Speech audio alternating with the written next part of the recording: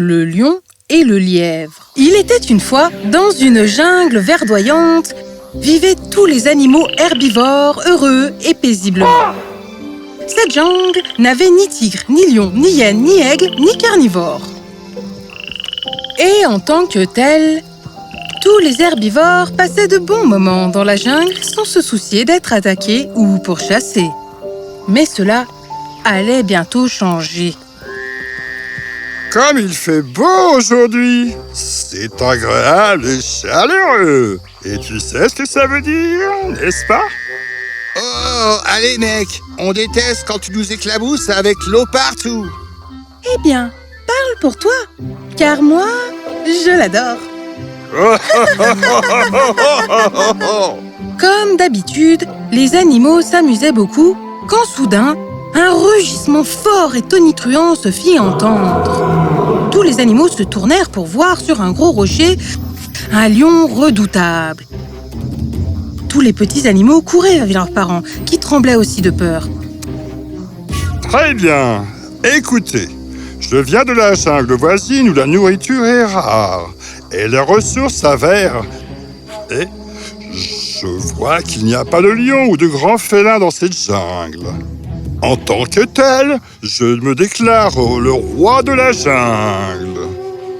À partir d'aujourd'hui, vous vous inclinerez devant moi. Est-ce compris? Il y eut un silence complet, car les animaux avaient trop peur de parler. Bon, je prends ça pour un oui.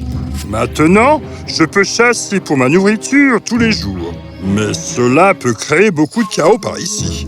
Donc, en tant que roi, je suggère que tous les jours, mon repas vienne à moi, au lieu que je vous chasse. Hein? Pour aujourd'hui, je suis repu, car j'ai eu un repas copieux. Mais demain, après-midi, mon repas devra m'être apporté. Cela peut être n'importe lequel d'entre vous, tant qu'il est gros. Maintenant, je vais faire une sieste. Dispersez-vous. Le lion partit et se dirigea vers une grotte dont il avait décrété que c'était la sienne à partir de ce jour. Pendant ce temps, un état de morosité envahissait toute la jungle autrefois heureuse. Les animaux furent effrayés par cette tempête soudaine et tous s'en retournèrent vers leurs maisons respectives. Cette nuit-là, cette nuit redoutée, fut longue et calme jusqu'à ce que l'éléphant appela tous les autres animaux pour discuter de ce qui devait être donné au lion le lendemain. Une dispute très houleuse s'ensuivit, car personne ne voulait être donné en pâture au lion. Nous pouvons tous fuir et quitter la jungle. Et aller où? Tu n'as pas entendu? La jungle voisine n'est plus fertile. Nous ne pouvons pas y aller. Et après ça, il n'y a que des montagnes autour. Nous sommes coincés ici. D'autres arguments suivirent, jusqu'à ce qu'un lièvre se manifeste. Je vais y aller. Tous les animaux furent choqués. Vous avez tous des familles, mais je suis seul. Personne ne pleurera ma mort. Permettez-moi d'aller voir demain, afin que, pendant ce temps, vous puissiez vous préparer pour les prochains jours. En disant cela, le lièvre partit. L'après-midi suivant, le lion sortit de sa grotte et rugit bruyamment. Oh, où est mon repas? J'ai tellement faim. Ces animaux ont besoin d'avoir une bonne leçon. Le lion en colère était sur le point de partir, quand soudain, il repéra le lièvre s'approchant de lui. Donc, ma nourriture est en retard et tellement petite. À partir de demain, ces animaux devront le savoir. Mais d'abord, laissez-moi remplir mon estomac. Votre Altesse? Comment osez-vous arriver si tard? Je suis désolé, monseigneur. J'aurais dû arriver ici à temps, mais j'ai été retardé par ce nouveau lion dans la jungle. Le lion fut choqué. Un autre lion, pensa-t-il? Je vous ordonne de tout me dire sur ce lion. Ce lion voulait m'engloutir, mais je lui ai dit que j'étais déjà en route pour te rencontrer. Le lion s'est moqué de moi. Il a dit qu'un vrai roi doit chasser sa proie et que je ne devais pas m'incliner devant un lion si faible comme toi. Ce sont ses paroles, monseigneur, pas les miennes. Comment ce lion ose-t-il m'insulter? Emmenez-moi jusqu'à lui tout de suite. Monseigneur, l'autre lion voulait aussi vous rencontrer. Il m'a épargné la vie pour que je puisse vous transmettre son message. Il a dit qu'il est le nouveau roi de la jungle. Le lion était maintenant plus furieux que jamais. Est-ce qu'il a dit? Conduis-moi à cet imposteur.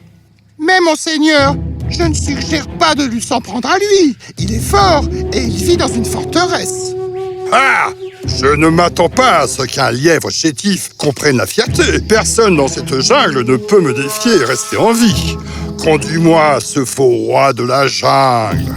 Le lièvre accompagna le lion à l'autre bout de la jungle où était un puits en pierre au milieu de la clairière. Monseigneur, l'autre lion vit à l'intérieur de ce fort. Le lion escalada la margelle du puits et regarda en bas. Là, il vit l'autre lion, le regardant. Le lion, fou, ne se rendait pas compte qu'il regardait sa propre image réfléchie. Il poussa un énorme rugissement. Le rugissement résonnait sur les murs du puits et devint encore plus fort. Tu as raison. Cet homme est très fort.